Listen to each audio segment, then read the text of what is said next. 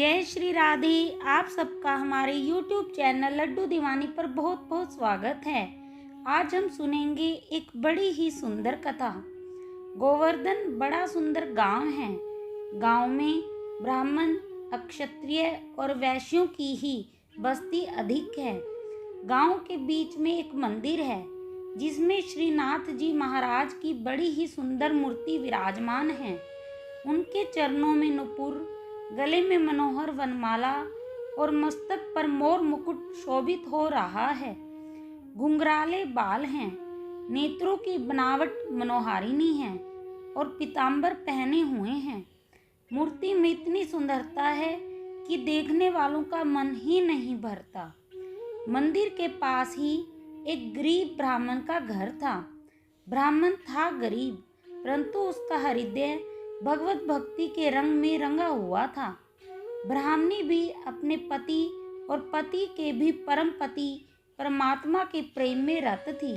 उसका स्वभाव बड़ा ही सरल और मिलनसार था। कभी किसी ने उसके मुख से कड़ा शब्द नहीं सुना।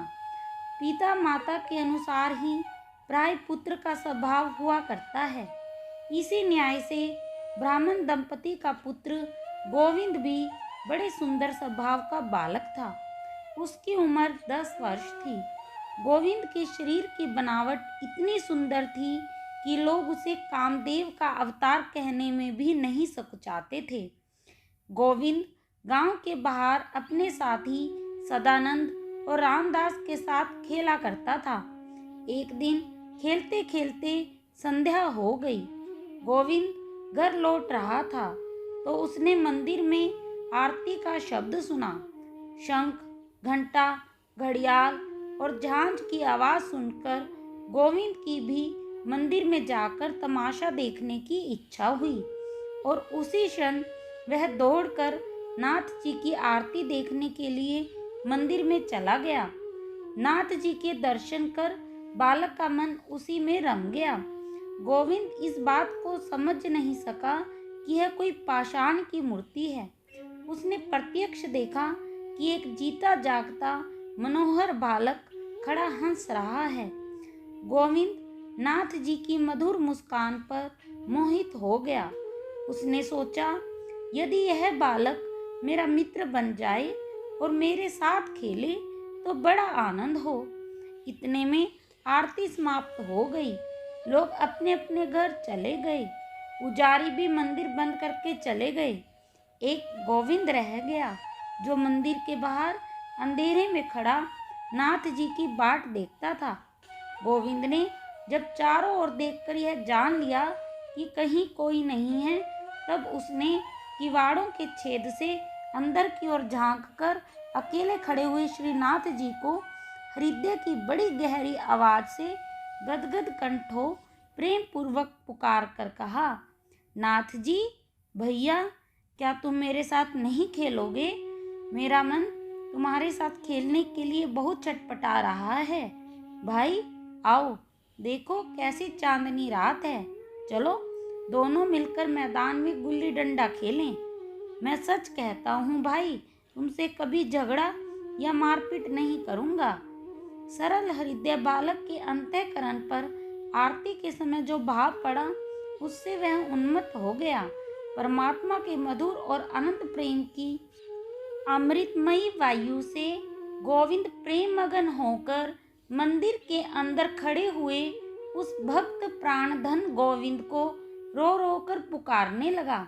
बालक के शब्दों ने बड़ा काम किया। ये यथा माम प्रपदन्ते तांस्तथैव भजाम्यहम् की प्रतिज्ञा के अनुसार नाथ जी मंदिर में नहीं ठहर सके। भक्त के प्रेमावेश ने भगवान को खींच लिया। गोविंद ने सुना, मानो अंदर से आवाज आती है, भाई चलो आता हूँ, हम दोनों खेलेंगे। सरल बालक का मधुर प्रेम भगवान को बहुत शीघ्र खींचता है। बालक ध्रुव के लिए चतुर्भुजधारी होकर वन में जाना पड़ा। भक्त प्रहलाद के लिए अनोखा नरसिंह वेश धारण किया और ब्रज बालकों के साथ तो आप गौ चराते हुए वन वन घूमे। आज गोविंद की मतवाली पुकार सुनकर उसके साथ खेलने के लिए मंदिर से बाहर चले आए। धन्य प्रभु, ना मालूम तुम माया के साथ रमकर कितने खेल खेलते हो। तुम्हारा मर्म कौन जान सकता है। मामूली मायावी के खेल से ही लोग भ्रम में पड़ जाते हैं, फिर तुम तो मायावियों के सरदार ठहरे। बेचारी माया तो तुम्हारे भक्त चंचरिक सेवी चरण कमलों की चेरी है। अतएव तुम्हारे खेल के रहस्य को कौन समझ सकता है। इतना अवश्य कहा जा सकता है कि तुम्हें अपने भक्तों के साथ खेलना बहुत ही प्यारा लगता है, इसलिए तुम धन्ना के साथ गायें दूहते फिरते थे और इसलिए आज बालक गोविंद के पुकारते ही उसके साथ खेलने को तैयार हो गए। नाथ जी हंसते हुए गोविंद के पास आकर खड़े हो गए। गोविंद ने बड़े प्रेम से उनका हाथ पकड़ लिया। आज गोविंद के आनंद का ठिकाना नहीं है।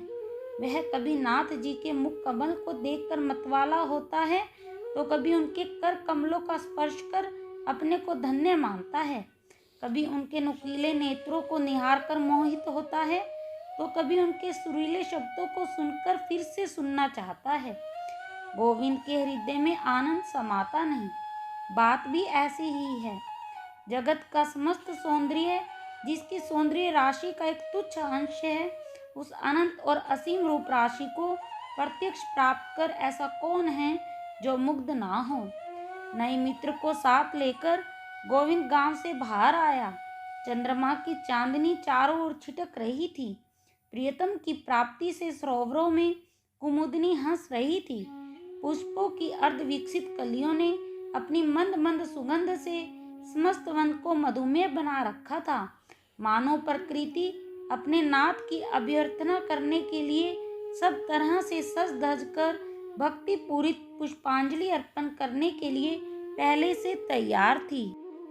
ऐसी मनोहर रात्रि में गोविंद नाथ जी को पाकर अपने घर बार, पिता माता और नींद भूख को सर्वथा भूल गया।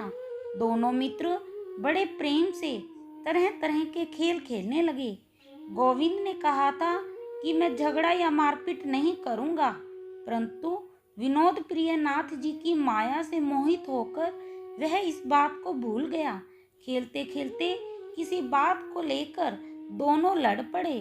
गोविंद ने क्रोध में आकर नाथ जी के गाल पर एक थप्पड़ जमा दिया और बोला कि फिर कभी मुझे खिजाया तो याद रखना, मारते मारते पीठ लाल कर दूंगा। सूर्य चंद्र और अनल अनिल जिसके भय से अपने अपने काम में लग रहे हैं, स्वयं देवराज इंद्र जिसके भय से समय पर वृष्टि करने के लिए बाध्य होते हैं, और भयाधिपति यमराज जिसके भय से पापियों को भय पहुंचाने में व्यस्त हैं, वही त्रिभुवननाथ आज नन्हे से बालक भक्त के साथ खेलते हुए उनका थप्पड़ खाकर भी कुछ नहीं बोले। धन्य है।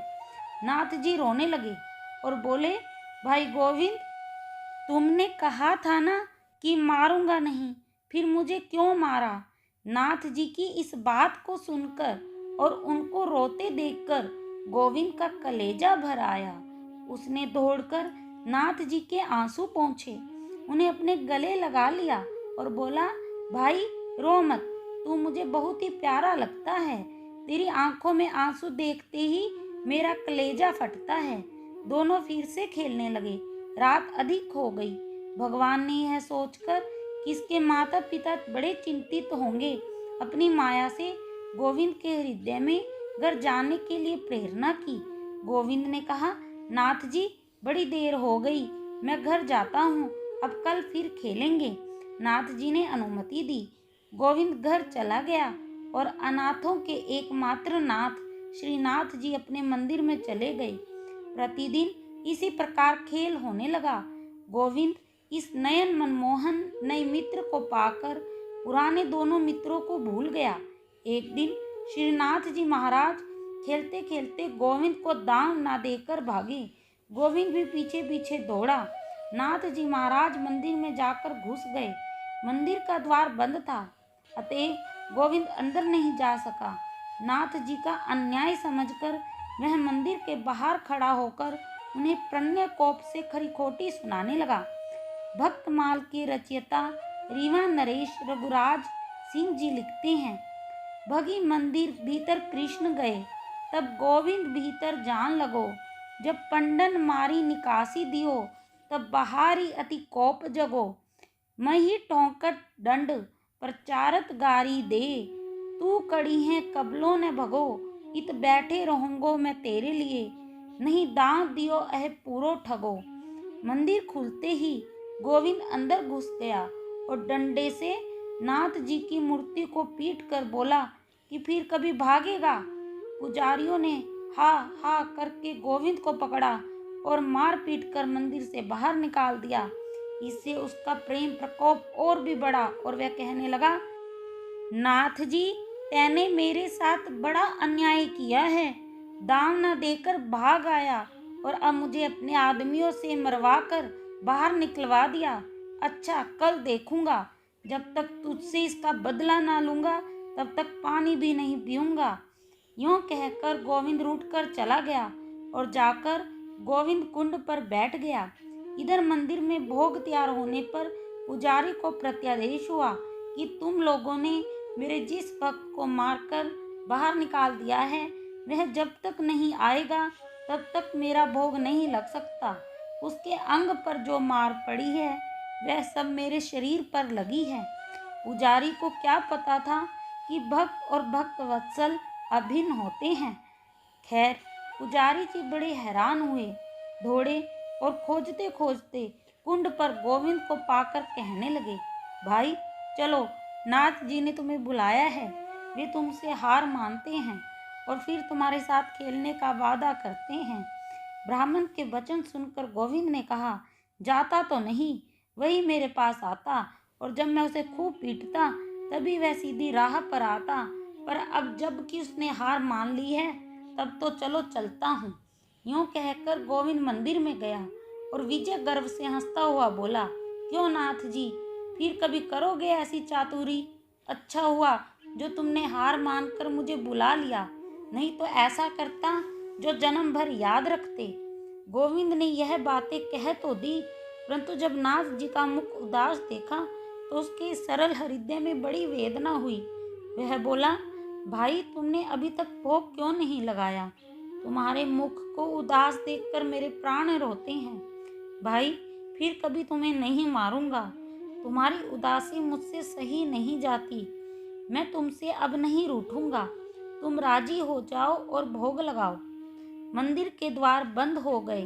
नाथ जी प्रत्यक्ष होकर बोले, भाई तुम भी तो भूखे हो, आओ दोनों मिलकर खाएं। नाथ जी का प्रसन्न मुख देखकर गोविंद का मन सरोज भी खिल उठा। दोनों हंसने लगे। आनंद की ध्वनि से मंदिर भर गया। गोविंद गोविंद के हाथों बिक गए। अकस्मात द्वार खुला। गोविंद ने दिव्य चक्षु प्राप्त किए और उसे सर्वत्र केवल नाथ जी ही दिखने लगे। बोलो भक्त और उनके भगवान की जय। जय श्री राधे, जय श्री कृष्ण, जय कुंज बिहारी श्री हरिदास।